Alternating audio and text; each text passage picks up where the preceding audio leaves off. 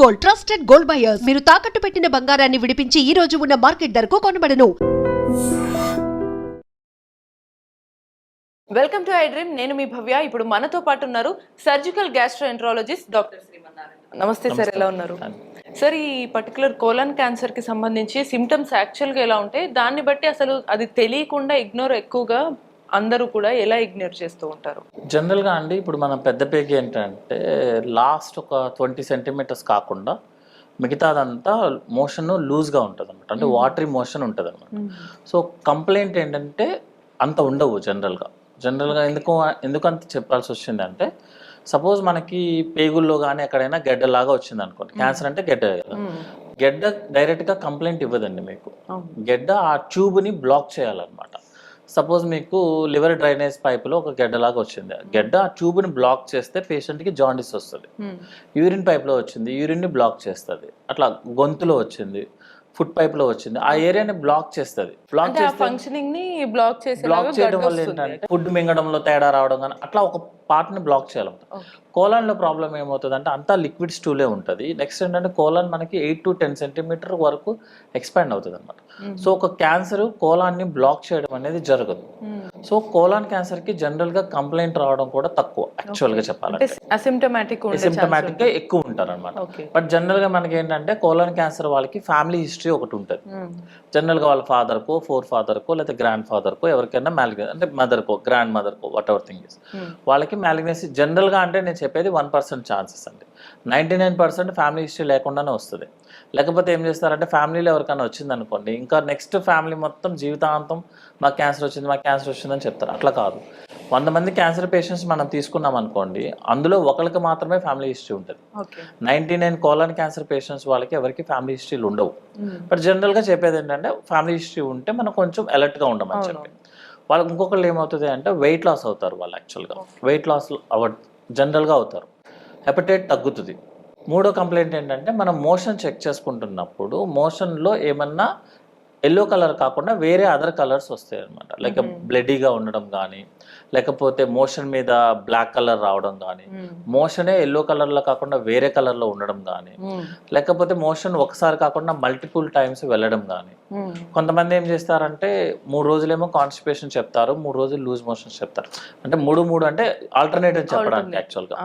కొంతమందికి ఏంటంటే క్రానిక్గా కాన్స్టిపేషన్ ఉంటారు. యాక్చువల్గా లాస్ట్ 1 month బ్యాక్ ఒక ఫీమేల్ పేషెంట్ చూసాం, క్రానిక్ కాన్స్టిపేషన్, అంటే చాలా రోజుల నుంచి ఆవిడకి కాన్స్టిపేషన్ ఉంది. అందరూ సిరప్స్ యూజ్ చేస్తున్నారు, అంతా బాగానే ఉందని చెప్తున్నారు. సిటీ స్కాన్లో నార్మల్ ఉంది.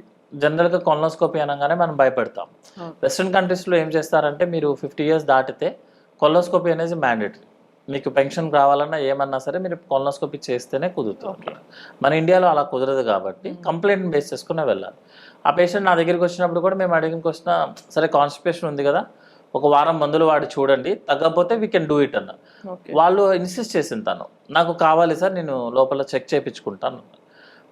కోలాన్ క్యాన్సర్ చాలా పెద్ద కోలాన్ క్యాన్సర్ అనమాట. అంటే ఇంకొక 1 month కనుక మనం వెయిట్ చేసినట్టయితే లివర్కి స్ప్రెడ్ అయిపోతుంది. ఒకసారి లివర్కి స్ప్రెడ్ అయిపోతే colon cancer is not risk, సర్జరీకి అవ్వదు దానికి. యాక్చువల్గా మనకి బాడీలో ఉన్న the best cancer colon cancer. ఉన్న క్యాన్సర్స్లో బెస్ట్ అంటే ఉన్న క్యాన్సర్స్లో, ఎందుకంటే ప్రోగ్నోసిస్ చాలా బాగుంటుంది. ఒకసారి పేషెంట్కి సర్జరీ అయ్యి కీమోథెరపీ కంప్లీట్ అయింది అనుకోండి, అతని ఏజ్ గ్రూప్ ఉన్న వాళ్ళు సేమ్ సర్వైవల్ ఉంటారు అన్నమాట. సో కంప్లైంట్ బేస్ చేసుకొని ఉండాల్సి వస్తుంది. మోషన్ ఒకసారి కాన్స్టిపేషన్ అవ్వడం, ఒకసారి లూజ్ మోషన్స్ అవ్వడం, లేకపోతే ఎన్ని మెడిసిన్స్ వాడినా అతని కాన్స్టిపేషన్ తగ్గకపోవడం. కొంతమంది ఏం చేస్తారంటే 2 tablets డల్కోలాక్స్ మొదలు పెడతారు, 4, 5 యాడ్ అయిపోతుంటాయి. ఆయుర్వేదిక్, హోమియోపతి కూడా యాడ్ అయిపోతాయి. Motion syrups bottles companies change అయిపోతాయి, కానీ కాన్స్టిపేషన్ ప్రాబ్లం తగ్గదు. సో వాళ్ళు ఏంటంటే అలర్ట్ అవ్వాల్సి వస్తుంది. ఒకసారి కొలనోస్కోపీ, కొన్నిసార్లు సిటీ స్కాన్ నార్మల్ వస్తుంది. ఇప్పుడు కొలనోస్కోపీ చేయించుకుంటే ఏంటంటే లోపల డైరెక్ట్గా మనం కెమెరా పెట్టి చూస్తాం. సో అలార్మింగ్ సిమ్టమ్స్ ఎప్పుడు కూడా ఏంటంటే మోషన్ బెట్టే ఉంటుంది. మోషన్ కలర్ చేంజ్ అయినా, కన్సిస్టెన్సీ చేంజ్ అయినా, అంటే వాటర్గా ఉండడం కానీ, లేదా టైట్గా ఉండడం కానీ, టైట్గా ఉన్నా కూడా లాంగ్ టర్మ్గా ఉండడం, నెక్స్ట్ ఊరికే లూజ్ మోషన్స్ అయిపోవడము, ఎప్పుడు కూడా మోషన్కి బాత్రూమ్కి వెళ్ళి చాలాసేపు ఉండటము, నెక్స్ట్ ఏంటంటే కలర్ చేంజ్ అవ్వటము, ఏమైనా బ్లడ్ కలర్ కానీ, బ్లడ్ డైరెక్ట్గా రాదు కోలాన్ క్యాన్సర్లో జనరల్గా. Okay okay. బ్లడ్ మిక్స్ అయ్యి వస్తుందండి, మోషన్తో పాటు మిక్స్ అయ్యి వస్తుంది, లేకపోతే బ్లాక్ కలర్ రావడం కానీ ఏ కంప్లైంట్ ఉన్నా కూడా బెటర్ టు గో వెంటనే చెక్ చేయించుకో. ఏజ్ అనేది అసలు కంప్లీట్గా ఇంత ముందు అన్నట్టు ఏజ్ ఇస్ నెంబర్ లాగే అనమాట. ఇంతకు ముందు లాగా ఓల్డ్ పీపుల్లోనే క్యాన్సర్స్ రావాలి, యంగ్ పీపుల్స్ రాదు అని అసలు రూల్ ఎక్కడ లేదు. నేను లాస్ట్ ఇయర్లో 18 years బాయ్ అసలు కంప్లీట్లీగా స్ప్రెడ్ అయిపోయిన క్యాన్సర్స్ చూస్తాము. 19 years 100 years వాళ్ళు కూడా ఏమీ లేకుండా కూడా చూస్తాము. అంటే ఈ పేషెంట్కి గ్యారంటీ కోలాన్ క్యాన్సర్ అనుకున్న వాళ్ళు ఎవరికి కోలాన్ క్యాన్సర్స్ ఉండవు. సో మనం ఏంటంటే ఒక స్టెప్ ముందే వేయాల్సి వస్తుంది, ఎందుకు అంటే బెస్ట్ ప్రోగ్నోసిస్ వస్తుంది యాక్చువల్లీ. డిటెక్ట్ అయితే దానికి సంబంధించి ట్రీట్మెంట్ ఇవన్నీ చేయడం అనేది కామన్. బట్ దీన్ని ఎర్లీ లైఫ్ స్టైల్లో ఇది రాకముందు కానీ ఈవెన్ వచ్చిందని డిటెక్ట్ అయిన తర్వాత కానీ ఫుడ్ ద్వారా వాళ్ళు ఎన్ని లైఫ్ స్టైల్ డిఫరెన్సెస్ ద్వారా దీన్ని సెట్ చేసుకునే ఛాన్సెస్ ఉంటాయి? జనరల్గా అండి మోర్ వెజిటేబుల్స్ తీసుకొని హై ఫైబర్స్ తీసుకొని మీకు మోషన్ కనుక ఫ్రీగా వెళ్తే జనరల్గా క్యాన్సర్స్ వచ్చే ఛాన్సెస్ తక్కువ ఉంటాయి అంటాము. ఎందుకు అంటే యాక్చువల్గా క్యాన్సర్ అనేది మనకి జెనెటికల్గానే వస్తుంది. జెనెటికల్గా అంటే ఫ్యామిలీ అని కాదు, మన బాడీలో ఆల్రెడీ ఇంప్రింట్ అయ్యి వస్తుంది అనమాట. దాన్ని మనము ఎక్స్ట్రా చేసి చెడగొట్టుకుంటాము. ఎట్లా అంటే ఆల్కహాల్ తీసుకోవడం, స్మోకింగ్, ఇవన్నీ ఏంటంటే మన యొక్క టిష్యూ మీద ఎక్కువగా డ్యామేజ్ ఎక్కువ చేస్తాయి. సో టిష్యూ రిప్లికేషన్స్ ఎక్కువ ఉంటుంది, అంటే టిష్యూ చనిపోయి మళ్ళీ కొత్తది రావడానికి ఫాస్ట్గా ఉంటుంది సైకిల్. ఎప్పుడైనా సరే ఫాస్ట్ సైకిల్ ఉందనుకోండి మన బాడీ కంట్రోల్ తప్పేస్తుంది, దాన్నే క్యాన్సర్ అని చెప్తాం. సో ఆల్కహాల్ తీసుకున్నా, స్మోక్ చేసినా, రెడ్ మీట్ తీసుకున్నా, మోర్ నాన్ వెజిటేరియన్ ఎక్కువ తీసుకున్నా, ప్రాబ్లం ఏంటంటే నాన్ వెజిటేరియన్ ఎక్కువ తీసుకున్న దానికి నాన్ వెజ్ తీసుకోవద్ద దానికి చాలా డిఫరెన్స్ ఉంటుంది యాక్చువల్లీ. సో నాన్ వెజ్ మరి వారానికి ప్రతి రోజు తీసుకుంటానంటే కష్టం అవుతుంది అన్నమాట. ఎందుకు ఇంత చెప్పాల్సి వస్తుంది అంటే మోర్ నాన్ వెజ్ తీసుకున్నప్పుడు హై ప్రోటీన్ ఉంటుంది యాక్చువల్గా. హై ప్రోటీన్ మనకి డైజెస్ట్ అవ్వదు, అది కోలాన్లో ఉంటుంది, దాన్ని మన బ్యాక్టీరియా డైజెస్ట్ చేస్తుంది యాక్చువల్గా. సో మన బాడీ డైజెస్ట్ చేసుకోవాల్సింది బ్యాక్టీరియా డైజెస్ట్ చేస్తే డ్యామేజ్ ఎక్కువ ఉంటుంది అనమాట. సో నాన్ వెజ్ మ్యాక్సిమం తగ్గించుకుంటూ రెడ్ మీట్ కానీ నెక్స్ట్ వేరే అదర్ యానిమల్స్ మీట్లు తీసుకోవడం అవన్నీ తగ్గించుకుంటే కోలాన్ క్యాన్సర్స్ వచ్చే ఛాన్సెస్ తక్కువ ఉంటాయి. అండ్ ఫైబర్ ఎక్కువ ఉండాల్సి వస్తుందండి. ఫైబర్, వాటర్ ఎక్కువ ఇంటేక్ చేసుకుని ఫిజికల్ యాక్టివిటీస్ ఇంప్రూవ్ చేస్తే ఏమవుతుంది అంటే మనకి బౌల్కి బ్లడ్ సర్క్యులేషన్ పెరుగుతుంది యాక్చువల్లీ. అందుకే మార్నింగ్ అందరూ నడిస్తే మోషన్కి వెళ్తారన్న కాన్సెప్ట్ అదే అనమాట. మనం ఫిజికల్ యాక్టివిటీ ఎక్కువ ఉంటే బ్లడ్ సర్క్యులేషన్ పెరిగి మోషన్ మూవ్మెంట్ ఎక్కువ వస్తుంది అనమాట. సో ఇవి ప్రివెంట్ చేస్తాయి యాక్చువల్గా రాకుండా ఉండడం కోసం. కొంతమందికి ఏంటంటే మనము వేరే అదర్ ప్రాబ్లమ్స్ కోసమని కొలనోస్కోపీ చేస్తామండి, అందులో పాలిప్స్ దొరుకుతాయి యాక్చువల్గా. పాలిప్స్ అంటే ఎక్స్ట్రా ఫింగర్స్ లాగా అనమాట. కొంతమందికి ఎక్స్ట్రా ఫింగర్స్ లాగా మన కోలాన్ లోపల కూడా ఎక్స్ట్రా గ్రోత్ ఉంటాయి. అవి క్యాన్సర్స్ కాదు, కానీ దాంట్లో జనరల్గా సెల్స్ రిప్లికేట్ అయ్యేదానికన్నా ఎక్కువగా ఫాస్ట్గా రిప్లికేట్ అవుతుంది. సో నీకు మేము కింద చెప్పినట్టు ఒక సెల్ కనుక ఎక్కువ డ్యామేజ్ అయ్యి ఎక్కువ సార్లు రీబర్త్ అవుతుంది అనుకోండి, బాడీ కంట్రోల్ తప్పేస్తుంది. సో ఆ పాలిప్స్ కూడా ఏంటంటే ఎక్కువగా సర్క్యులేషన్ ఉంటుంది దాంట్లో, అంటే ఎక్కువగా సెల్ రీసైకిల్ అవుతుంటుంది. సో పాలిప్స్ క్యాన్సర్స్ కింద కన్వర్ట్ అవుతాయి. సో జనరల్గా 40 years అబోవ్ ఉన్న వాళ్ళకి ఎవరికైనా మనం పాలిప్ ఐడెంటిఫై చేసామనుకోండి, అది క్యాన్సర్ కాదు కానీ క్యాన్సర్ని లీడ్ చేస్తుంది, క్యాన్సర్ కింద కన్వర్ట్ అయ్యే ఛాన్సెస్ ఎక్కువ ఉంటాయి. సో సింపుల్గా కొలనోస్కోపీలో రిమూవ్ చేయించుకోవాలన్నమాట. సో ప్రివెంట్ చేయాలి అంటే this is the reason. Symptoms A problem వచ్చినా అలర్ట్ అయితే సరిపోతుంది. సో ప్రాబబ్లీ సిమ్టమ్స్ వచ్చినప్పుడు వెంటనే అలర్ట్ అవ్వాలి. అండ్ బిఫోర్ దట్ మామూలుగా వాళ్ళ లైఫ్ స్టైల్లో మీరు చెప్పిన యాక్టివిటీస్ చేస్తే మోస్ట్లీ ఇబ్బంది అవ్వకుండా ఉంటుంది. అంటే మనకు ఆల్రెడీ జెనెటికల్ ఇంప్రింట్ అనేది మనం ఎక్స్ట్రా బర్డెన్ ఎక్కువగా అదే ఆల్రెడీ పుండు మీద కారం ఉండకూడదు. అంటే జనరల్ గా అందరూ ఇప్పుడున్న క్వశ్చన్ అండి, ఫస్ట్ అందరూ ఆల్కహాల్ స్మోక్ చేస్తే క్యాన్సర్ వస్తుందా ఫస్ట్ క్వశ్చన్ అందరు అడుగుతారు. కానీ మనకు వచ్చే పేషెంట్స్ లో 70% క్యాన్సర్ పేషెంట్స్ ఎవరు ఆల్కహాల్ స్మోక్ చేయరు. అవును సార్, కొంతమంది లిటరల్లీ అస్సలు అవి చూడని వాళ్ళకి క్యాన్సర్ వచ్చి చనిపోతూ ఉంటారు కదా. బట్ ఇక్కడ మోస్ట్లీ ఎక్కువగా మనం చూసుకుంటే క్యాన్సర్, ఆల్కహాల్, స్మోకింగ్ చేయొద్దు అని అంటారు. మరి ఇది ఎలా? క్యాన్సర్, ఆల్కహాల్ స్మోక్ చేసిన వాళ్ళకి ఏంటంటే వేరే అదర్ ప్రాబ్లమ్స్ ఎక్కువ వస్తాయి యాక్చువల్గా. They will go before cancer వచ్చే టైం కన్నా వాళ్ళు ముందే వెళ్ళిపోతారంటే మోర్టాలిటీ ముందే ఉంటది అనమాట. సో జనరల్ గా మేము క్యాన్సర్ అనేది రాకపోవచ్చు కానీ అదర్ హెల్త్ ముందు వెళ్ళిపోతారు. క్యాన్సర్ రావడానికి మీరు 50-60 years వరకు వెయిట్ చేయాలి. వీళ్ళు ఏం చేస్తారంటే 40 years కి ముందే బయలుదేరుతారు అనమాట. సో అది ఒక మెయిన్ రీజన్. ఇంతకు ముందు మనం ఇప్పుడు క్యాన్సర్ వల్ల స్మోక్ వల్ల క్యాన్సర్ వస్తుంది అని చెప్పి ఎట్లా ప్రూవ్ చేయగలను నేను? నేను ప్రూవ్ చేయలేను యాక్చువల్గా. అంతేగాని ఒక పేషెంట్ని కూర్చోబెట్టి నువ్వు స్మోక్ చేయని చెప్పి ఆ పేషెంట్ నేను 100 సంవత్సరాలు ఫాలో చేయడం కుదరదు యాక్చువల్. పాతకాలంలో ఏం చేసేవాళ్ళంటే క్యాన్సర్ ఉన్న పేషెంట్ వాళ్ళని హిస్టరీ అడిగితే వాళ్ళకి ఈ స్టోరీలు ఉండేవి. సో ఎందుకంటే వాళ్ళ సర్వైవల్ ఎక్కువ ఉండేది కాబట్టి. ఇప్పుడు ఏమవుతుందంటే సర్వైవల్ ఇంకా ఎక్కువైంది యాక్చువల్లీ. సో 60-70 ఇయర్స్ ఏజ్ వస్తున్నారు, వాళ్ళకి అసలు హిస్టరీయే ఉండదు, ఎందుకంటే ఆ హిస్టరీ ఉన్న వాళ్ళు ముందే వెళ్ళిపోతారు. అవునవును. సో అంతేగాని క్యాన్సర్ స్మోక్ చేయొచ్చు కదా ఇంకెందుకు ఎలాగో వస్తుంది కదా అని అట్లా కుదరదు యాక్చువల్గా. క్యాన్సర్ ఆల్కహాల్ వల్ల స్మోకింగ్ వల్ల 100% వస్తుంది. అది కూడా ఏంటంటే 2 to the power of 2 లాగా వస్తుంది అనమాట. అంటే మనము ఇంక్రీజ్ చేస్తుంటాము రిస్క్ ని. ఆల్కహాల్ చేసే వాళ్ళకి 2 times వస్తే స్మోక్ ఆల్కహాల్ 2 కలిపి చేసి విత్ మీట్ తినే వాళ్ళకి 2 అలా యాడ్ అయిపోతే వెళ్ళిపోతుంది. It's not a plus, it is into actually. Okay, for example ఇప్పుడు ఒకవేళ సపోజ్ ఎగ్జాంపుల్ గా ఒక 20-25 ఇయర్స్ అబ్బాయి ఆర్ ఎనీ అదర్ టీనేజర్ అమ్మాయి ఆర్ అబ్బాయి వాళ్ళు smoke, cigarette and also meet regular consumption తీసుకుంటే వాళ్ళకి ఎప్పుడో 50 ఇయర్స్ కి రావాల్సిన క్యాన్సర్స్ 40 years కే వచ్చేస్తుంది. 40 ఇయర్స్ కి వాళ్ళ ఏజ్ 40 years కే వచ్చేస్తుంది అనమాట. వాళ్ళ ఏజ్ ని బట్టి ఆ 25 నుంచి ఆ 40 ఇయర్స్ కి వచ్చేస్తుంది. అంటే జనరల్ గా క్యాన్సర్స్ అనేది మన జెనెటిక్స్ లో ఇంప్రింట్ అయి వస్తాం, ఓకే మనము ముందు తెచ్చుకుంటాం, అంతే డిఫరెన్స్. అంతేగాని అవి తాగితే ఏం కాదు ఎలాగో. సార్ ఇప్పటికే ఆల్రెడీ అలవాటు అయిపోయిన వాళ్ళు ఉంటారు కొంతమంది, మరి ఇమీడియట్ గా లైక్ ఇప్పుడు టీనేజర్స్ తొందరగా అడిక్ట్ అవుతున్నారు ఇట్లాంటి వాటికి. సో వాళ్ళు దాని నుంచి బయటికి రావాలంటే ఫర్ ఎగ్జాంపుల్ ఒక 1 year గా ఆల్కహాల్ అండ్ స్మోక్ కన్సంప్షన్ తీసుకున్న వాళ్ళు ఎవరైనా ఉంటారు. ఓకే, సో వాళ్ళు వెంటనే ఇమీడియట్ గా ఆపితే తర్వాత మళ్ళీ ఖచ్చితంగా ఇట్లా వచ్చే ఛాన్స్ ఉంటుందా? సో మరి వాళ్ళు ఎట్లా బ్యాలెన్స్ చేసుకోవచ్చు? జనరల్ గా ఒక రూల్ ఉంటదండి, ఆల్కహాల్ రెగ్యులర్ గా తీసుకునే వాళ్ళు ఒక 1 year కనుక ఆపేస్తే, కంప్లీట్ గా ఆపేస్తే కంప్లీట్ గా మన లివర్ నార్మల్ అవ్వదు, కానీ అట్లీస్ట్ 90-95% నార్మల్ కి వచ్చేస్తుంది మనం కనుక కంప్లీట్ గా ఆపేస్తే. యాక్చువల్ గా దట్ ఈస్ కాల్డ్ డీటాక్సిఫికేషన్. అంతేగాని ఒక వారం రోజులు తాగేసి ఒక 2 రోజులు ఆపి దాని డీటాక్సిఫికేషన్ కాదు.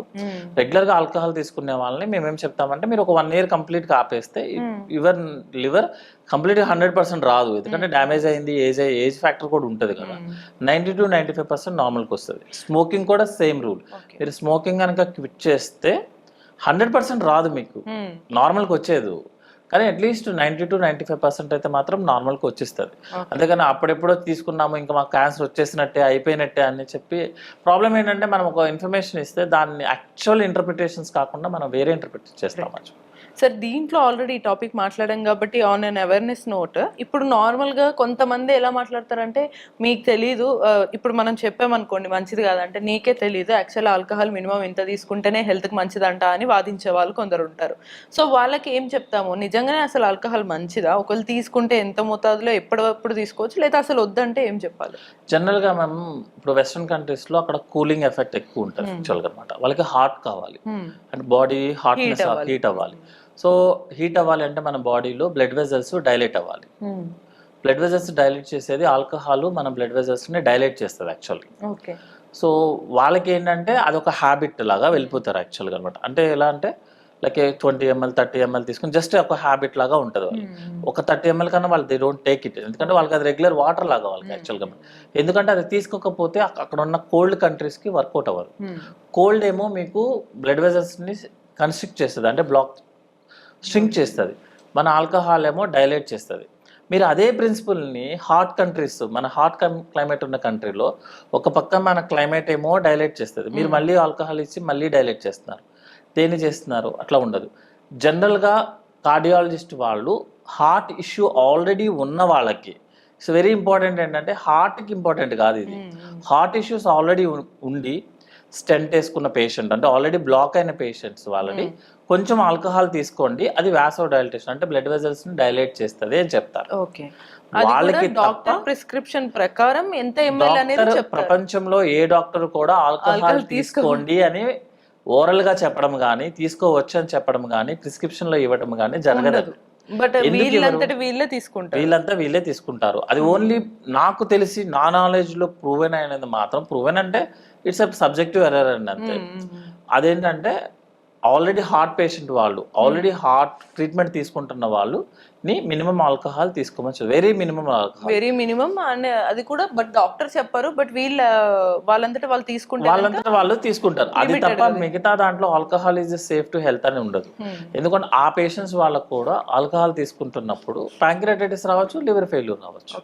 ఈవెన్ ఈ లైక్ ఇప్పుడు మనం అనుకున్న ఈ కోలన్ క్యాన్సర్ అనేది ఈ హెవీ ఆల్కహాల్ కన్సంప్షన్ కి అండ్ ఈ సిగరెట్ కన్సంప్షన్ కి డెఫినెట్లీ మెయిన్ రీజన్స్ అని చెప్పొచ్చు. మెయిన్ స్మోకింగ్ అయితే 100% రీజన్స్ అండి. యాక్చువల్గా స్మోకింగ్ మన బాడీలో ఏ పార్ట్ అయినా సరే ఇన్వాల్వ్ చేస్తుంది. ఓకే, అది గ్యాస్ కాబట్టి డెఫినెట్లీ గ్యాస్ కాబట్టి నెక్స్ట్ ఏంటంటే అది మనకి బ్లడ్లో మిక్స్ అయిపోతుంది. యాక్చువల్గా ఆల్కహాల్ మిక్స్ అవ్వదు. యాక్చువల్గా ఆల్కహాల్ ముందు లివర్కి వెళ్ళి అక్కడ డైజెషన్ ప్రాసెస్ స్టార్ట్ అయ్యి బాడీలోకి వస్తుంది.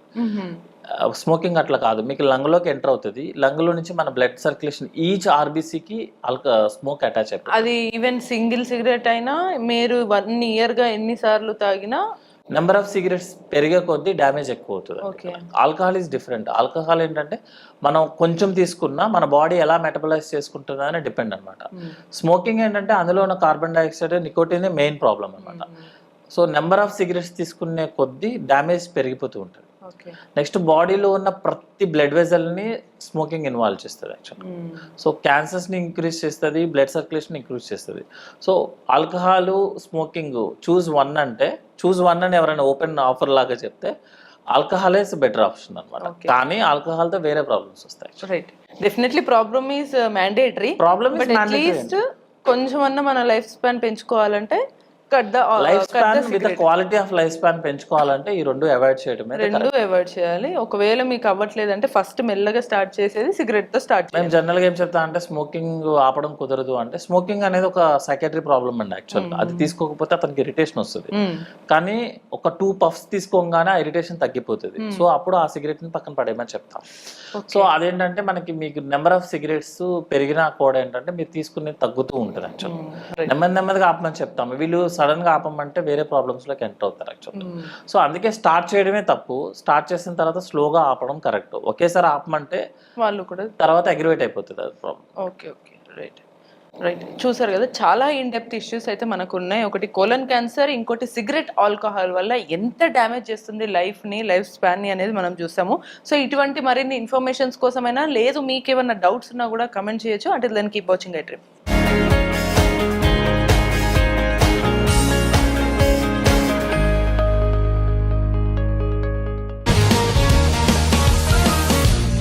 One life lesson what medicine has taught you. Whatever you can do without expecting.